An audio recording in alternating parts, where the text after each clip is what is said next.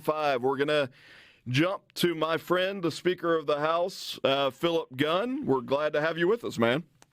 Well, good morning. Thank you so much for having me on. How are you doing? Doing well. Sorry I can't be there in person today. I had 2 or 3 commitments already scheduled, and when you called me yesterday, I was already committed, so I can't be there in person. I appreciate you having me on. I know you from our days practicing law together, and I know you've always got plenty to say and plenty of opinions, so I just appreciate having an opportunity to get a few moments to say anything.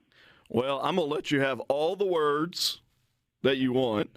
We've been talking about the situation in Jackson, and really, I think when we talked yesterday, I wanted your thoughts on the Jackson water crisis, sort of the state's response to that and what you saw next. But obviously, in the interim, the Jackson garbage debacle has percolated up.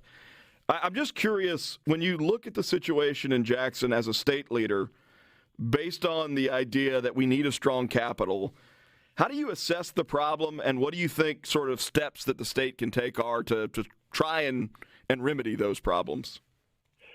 Well, it's a very complex question and a lot of different angles to that.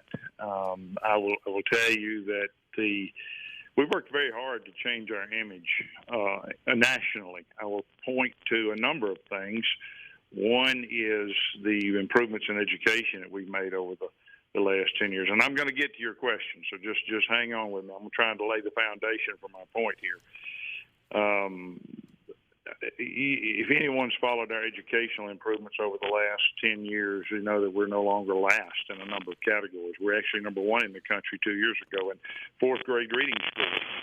We have improved our graduation rate up to the national average. Our starting pay is now beyond the national average. We have seen improvements in 3rd grade reading scores. And I will tell you, we, the state of Mississippi, have been the topic of conversation in many other states. I have received phone calls from the Senate President of Kentucky, the Speaker of North Carolina, the Senate President of Texas, all of whom wanting to know, what are y'all doing in Mississippi on education? Every one of us is talking about it, and we're trying to keep up with you guys. In the area of taxes, I know last year you were a big proponent of trying to cut and eliminate the income tax. I have been to conferences all across the country this year, and everyone is talking about what we did. I didn't have any idea how many people were watching the state of Mississippi and what we did on income taxes, and they're now trying to duplicate that. We changed the state flag a few years ago, which changed our national image. All of these things, my point there is that we have made great strides and efforts to change the image of our state and make it positive and make some improvements. And unfortunately, the news over the last 2 months has been nothing but, the national news has been nothing but negative on the state of Mississippi, all of which seems to have emanated from Jackson. The water crisis, the flood, the crime rate, and things of that nature. And so I do think we as a state need to devote some attention. Your capital city is kind of the face of your state. Your capital city is kind of what people look to. And sadly, a month ago, we had a porta potty on the front lawn of our state capitol because of the water system situation. And I just think that's not acceptable. We've got to do something. So I do think the state is going to have to step up in some fashion. I've had conversations with the lieutenant governor about what that looks like. We are trying to craft a solution there. I will tell you that we are going to have to appeal to our fellow legislators to be willing to step up and help, many of whom do not live, most of whom do not live in the Jackson area. And they're going to have a passion to make sure our capital city looks good and functions well and is a good reflection upon our state. So we're trying to evaluate what that looks like and step up in a way that will change some of these issues and improve our image. I think the point that you're making there is a huge point that a lot of people, obviously you've got members that don't live in Jackson, and they represent voters that don't live in Jackson. And I think in a lot of cases, the people who are listening to this program right now, a huge chunk don't live in the Jackson area. And they may be thinking to themselves, well, at some level, why should we sort of contribute to making the sacrifice to help Jackson out of this hole? But it's for the reason that you just described, which is if you're an international business and you're thinking about onshoring to the United States and Mississippi wants to be in contention for you, they're going to run a Google search, right? Somebody's going to Google it. And what comes up about Jackson is going to reflect on the entire state. And so as a state, to your point, we're making these incredible strides, but it seems like what people remember is the last negative thing. And so at some level, we need a thriving capital city because it affects everybody in the state. It affects economic opportunity in the state. It affects tourism in the state. All of those things are in play as long as the news cycle looks as negative as it does. I'm curious, as you guys think about the problem, and if I can focus on water for a second, what do you think the most plausible solutions, or what are the alternatives that are presently on the table to ensure that Jackson has enough water and that the water supply is of a quality that is safe for people to drink? Well, let me give you a little bit of a political answer there. Anybody who follows the legislative process, and we're talking here about to what level will the state engage, everybody knows that everything we do revolves around votes. You got to have the votes. I don't care how great and grand and brilliant your idea may be. If you don't have the votes in the House of Representatives and in the Senate, you're just not going to get it done. I tell people all the time, we can't pass Mother's Day without the votes. I don't care how great and wonderful Mother's Day is, but if I don't have 62 votes in the House of Representatives, I can't get even a recognition of Mother's Day passed. So the question to your answer, the answer to your question is, what can we get the votes to do? There's a lot of opinions about how we can fix this problem, but that, again, I don't care how great and brilliant the ideas are, the question or the answer to the question is, what can we get the votes to do? And that is what we're trying to determine.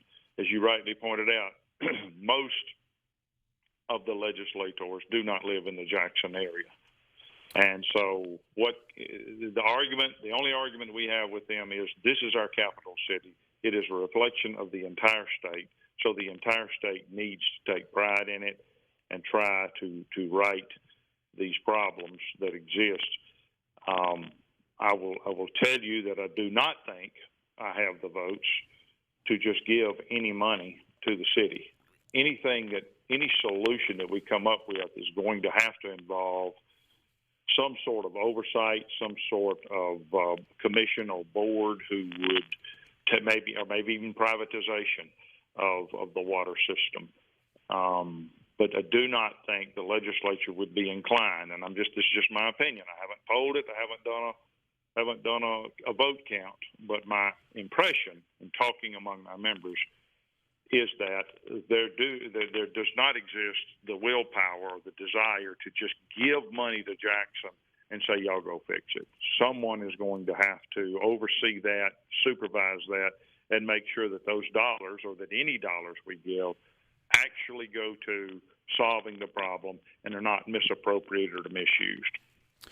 We're talking with Speaker Philip Gunn about the situation in Jackson with its water.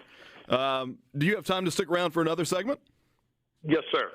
When we come back with the Speaker, then we're going to dig a little bit deeper into this issue, talk maybe a little bit about the Jackson water crisis, and then flip to what's going on in the 2023 legislative session. Lot to cover. Glad to have him on with us. You're listening to Middays, normally with Gerard Gibbert. Russ Latino filling in today from the Element Wealth Studio. See you tomorrow, Texas. And we are talking with Speaker of the House, Philip Gunn. We've been talking about the Jackson water crisis and the state's response. Speaker Gunn, before the break, you were talking about, obviously, you've got to be able to get the votes. You've got to be able to convince people who don't live in Jackson that it is important for the state to make an investment here. And then on top of that, you've got to be able to convince people that the right accountability systems will be set up and in place. And all of that makes a ton of sense. I wonder, at this point, does the state have a really good sense of the scope of the problem financially, what it would cost to actually fix the water system and modernize it? I don't know that I have those figures right now. I have over a year ago engaged on an engineering firm to begin analyzing that to try to get a handle on exactly what is the extent of the problem. To revamp the entire system would be a dollar figure that I think is out of reach for the state without any sort of federal help. I don't know that. That's just my sense of things. So don't quote me on that and say that it is some outrageous number. But to do the basic things and like replacing the pumps we did last time is probably an achievable amount. But I don't yet know what that dollar amount is. They are in the process of trying to analyze our system and just put dollar figures on what is it going to take to fix this, that, and the other. And so we don't yet know. I've seen a huge, enormous range of figures, anywhere from 200,000 to 2 billion. I imagine the truth lies somewhere between those 2 points. Yeah, and that's the reason I asked the question, is because it strikes me that before you can devise a good plan and a set of solutions that address the problems in Jackson, you have to understand the scope of the problem itself. And then you have to be able to understand where resources could come from federally, as a matter of state, what the city can do to provide for itself. All of those things are in play. And to your point, a couple of years ago when the freeze happened and we had pipes bust in Jackson, at the time the mayor said it was $1 billion problem. And then when the most recent incident occurred, he went on CNN and said it was a $2 billion problem. I know that the water pump situation itself was fixed for about $190,000. And it is interesting to me that Senator John Horn, who's an African-American from Jackson, Democrat, said yesterday, I believe on the radio, that the Department of Health stepped in and in 7 days did more to address the failing infrastructure for Jackson's public water system than Jackson as a city had done in 7 years. That, to me, is a recognition that this is not a Republican-Democrat problem or a black-white problem or Jackson versus the state problem. It is a public health crisis that needs good leadership. Yes, I agree, and I think I misspoke a second ago. I said I had seen figures between 200,000 and 2 billion. I meant 200 million and 2 billion. So I used the wrong descriptor there. You're correct. We have, at the end of the day, I think it's 180,000 citizens of our state who don't have water, or at least reliable water, through no fault of their own. And that, I think, is what's driving this whole conversation. Is we can point fingers as to who's responsible and try to make sure that they're held accountable, and try to make sure that we don't allow them to be in control again, whoever that may be. And I don't know who those people are at this very moment. But the bottom line is we got 180,000 residents who don't have reliable water, and businesses, not just the citizens, but we got all the businesses that are counting on water too. And so that's what's got to be addressed. We got to fix this for our citizens. And as you rightly point out, reliable drinking water is not Republican or Democrat. It is just a situation that's got to be fixed. And so this is part of the driving force behind the entire conversation. Is we got to get this fixed, and then we can talk about how to move forward later on. Speaker, one of the texts that I received while we were sitting here talking made the point that we've got a tremendous problem in Mississippi that sort of creates other problems with out-of-wedlock birth rates, fatherless homes. And the texter basically said, until we solve those problems with the dissolution of the family unit, we're going to continue to see other problems in terms of economics and crime and the education system and whatnot. That seems to be right to me, at least directionally, that is a significant social problem.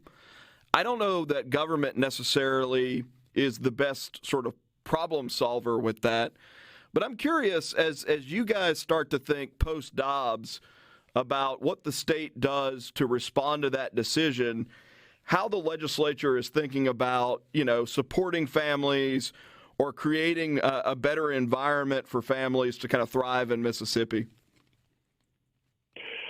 Well, I certainly agree that those are huge issues in our state and need to be addressed. And this is a huge conversation that could take hours of debate.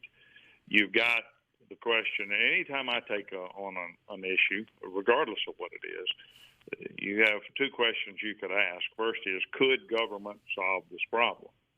And the answer to that question is almost always yes. Going back to my discussion about votes a minute ago, with a 2/3 vote, we can do anything we want to do in the House and the Senate. But that's different than the second question. And the second question is, should government solve this problem? Not every problem is a government problem. And as conservatives, as Republicans, we adhere to that often. We believe creating further government intervention violates or diminishes your freedom. The more the government involves in your life, the less freedom you have. We also believe that creating further government dependency is also not a good thing. In the conversation about the Medicaid expansion, for example, I've said repeatedly we need to be exploring ways to help people get off of Medicaid, not exploring ways to put more people on Medicaid.